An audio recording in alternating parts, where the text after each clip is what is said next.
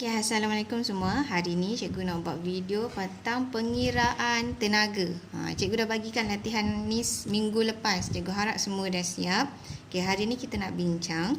Okay, cikgu akan ajar cara macam ni nak jawab. Okay, ni topik dengan tempat kan. Topik bab 4, subtopik 4.4, peruntukan daya harian yang disarankan dan indeks jisim badan. Ni ada pengiraan RDA. Untuk SPM 2019 ada satu soalan keluar, dia membawa markah 11 ke 12 markah kata silap cikgu. Banyak tu, besar tu markahnya. Dan lagi satu SPM tahun ni kertas SPM SRT ni kita tak boleh jangka soalan ni. Kadang-kadang tahun lepas keluar, dia tak bermakna tahun ni tak keluar lagi. Jadi kena bersedia. Okey, kita terus kepada soalan ni. Okey, latihan pengukuhan. Okey, 100 gram belimbing manis. Okey, tengok maklumat dia. Dia bagi awak 100 gram belimbing manis. Okey. EP belimbing manis ialah 100%. EP. EP ni apa? EP ni adalah bahagian yang boleh dimakan. Okey, bahagian yang boleh dimakan. Okey. Cikgu buat short form. Okey, 100% juga. Okay. Dalam setiap 100 gram belimbing manis mengandungi 5 gram karbohidrat. Okay. Ada 0.7 gram protein dan 0.1 gram lemak. Okay. Kena ingat, ini adalah maklumat yang diberikan. Okay. Karbohidrat ni dia bekalkan berapa kilojoule tenaga. Tengok ni nota pintas ni. Tapi dalam exam dia tak beri ni. Awak kena hafal. Karbohidrat dan protein, 1 gram karbohidrat dan 1 gram protein dia bekalkan 17 kilojoule tenaga. Okey. Kebanyakan pengiraan dia gunakan kilojoule, unit kilojoule. Jaranglah dia guna pengiraan kilokalori. Okey. Satu lagi, 1 gram lemak dia membekalkan 38 kilojoule tenaga. Banyak ni tenaga lemak keluarkan. Okey, boleh hasilkan. Okey. Sebab tu kita masuk bab lain sikit sebab tu kalau awak banyak makan makanan berlemak, kemudian awak tidak bergerak ataupun exercise, okey, jumlah tenaga ni akan disimpan di bawah kulit. Dia akan terkumpul lama-lama, dia akan jadi lemak yang tebal lah. Tu yang menyebabkan kegemukan. Okey, kalau awak nak makan benda berlemak, ikut kadar yang pertama. Yang kedua, kena pastikan awak exercise untuk buang semua lemak tu, supaya lemak tu digunakan. Kalau tak digunakan, dia akan tersimpan di bawah kulit. Okey, balik semula pada ni. Okey, cara nak kira jumlah tenaga. Okey, tenaga sama dengan berat darab dengan yang ni, kilojoule ni, dengan nilai tenaga.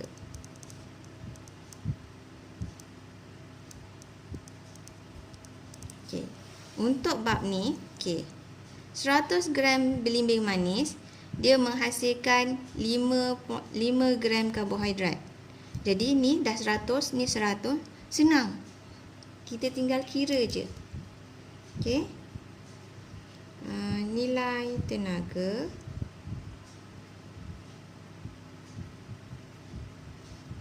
belimbing manis. Okay, kita tulis yang cantik Kita nak jawab periksa, kita tulis cantik-cantik supaya pemeriksa tu sedap mata memandang. Yang ni tak payah tulis pun tak apa. Okey. Yang ni tak payah tulis pun tak apa. Okey. Lepas tu awak buat. Yang pertama kena buat karbohidrat. Okay.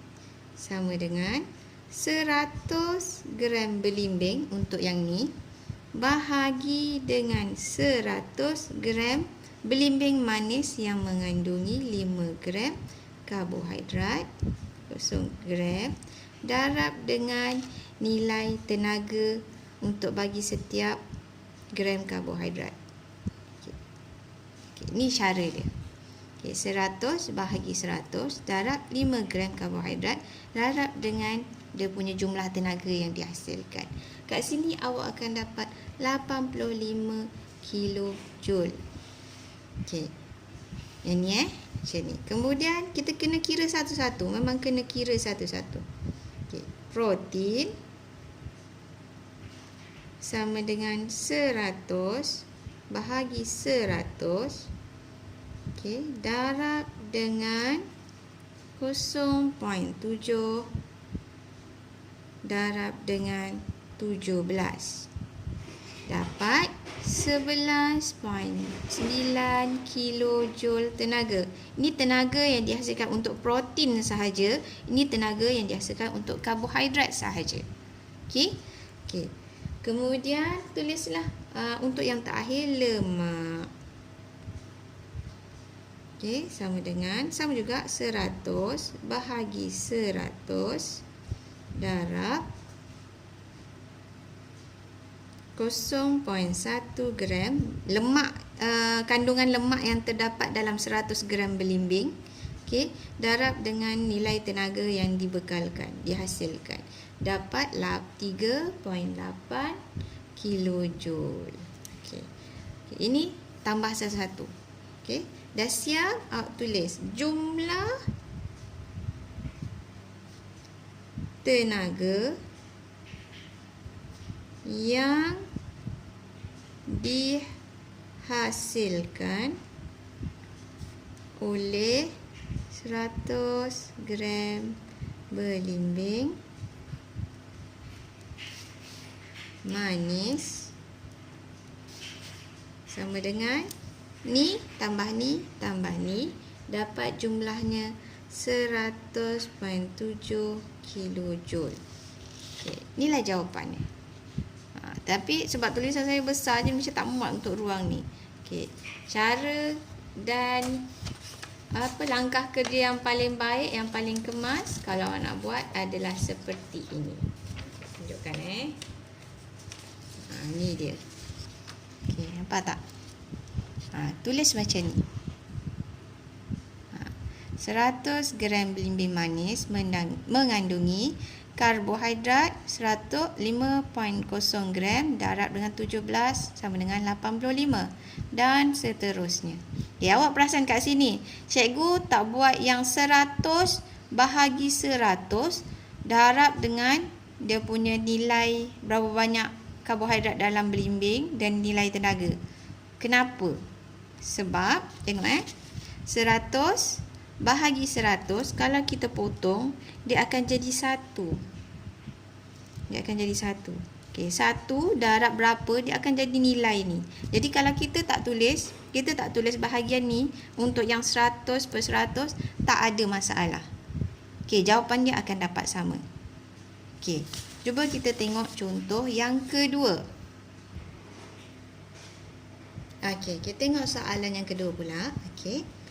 Tengok baca maklumat dia. 250 gram mi goreng. Okey, 250 gram. Tadi 100 kan? Okey.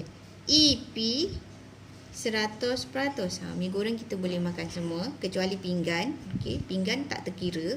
Okey, dalam setiap 100 gram mi goreng mengandungi 42.1 gram karbohidrat, 10.7 gram protein dan 12.3 gram lemak. Okey, jadi kita tulislah sama. 250 gram mi goreng mengandungi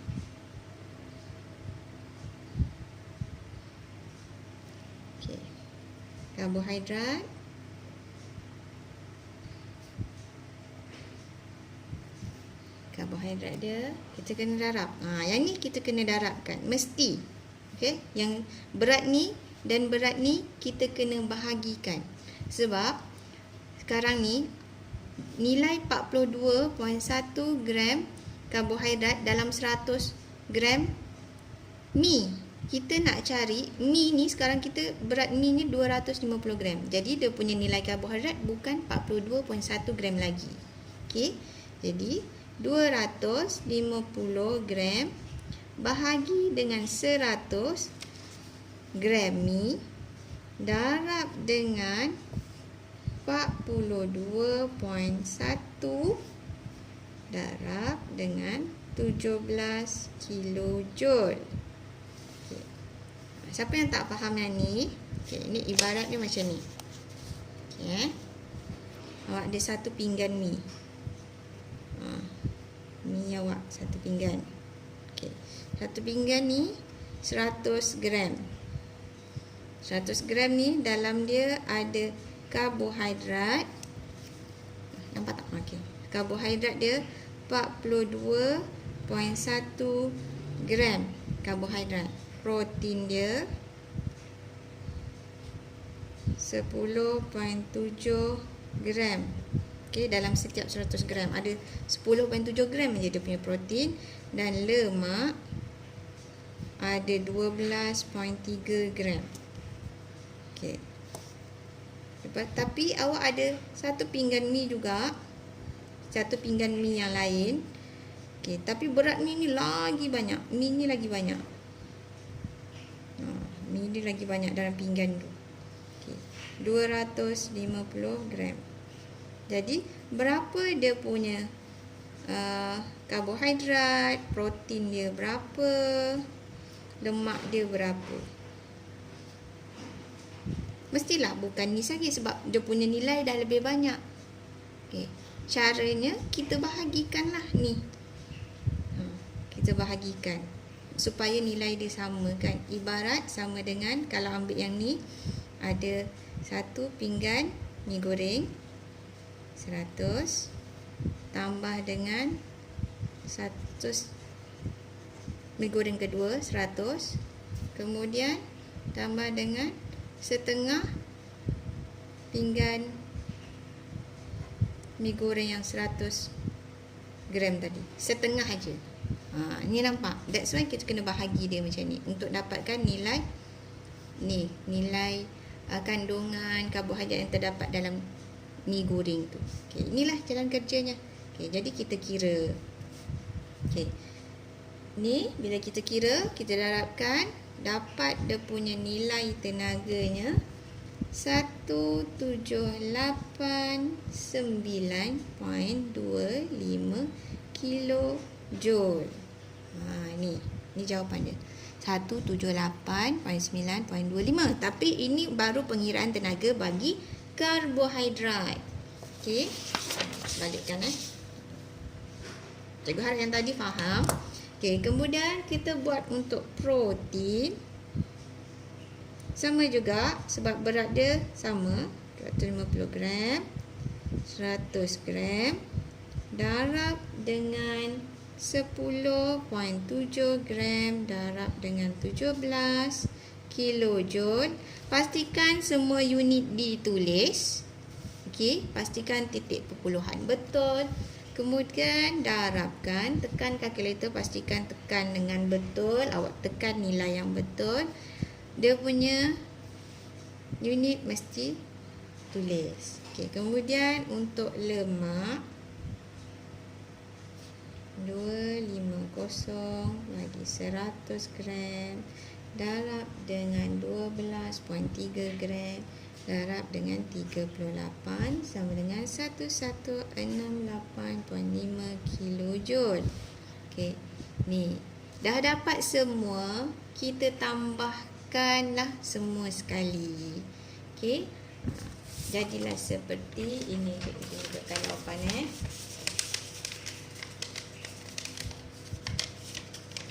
jadilah seperti ini. Ini jawapan dia. Okey, nampak tak? Nanti kalau awak tengok video ni, bolehlah pause tengok dia punya jalan kerja. Ni jalan kerja yang memang sepatutnya awak tulis macam ni. Tulis step by step. Memang panjang kan, tak apa panjang. Yang penting pemeriksa tu tahu awak nak tulis apa.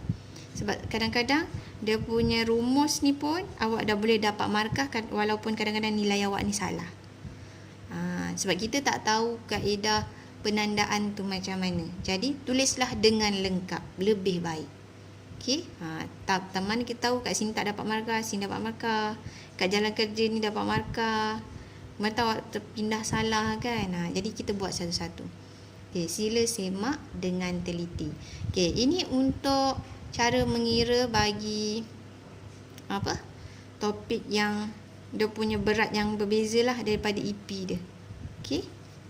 Ni untuk EP yang 100%. Kalau EP yang bukan 100%, lagi lain sikit. Awak kena kira EP dulu, lepas tu baru buat pengiraan yang seperti ini. Okay, bergantung kepada soalan.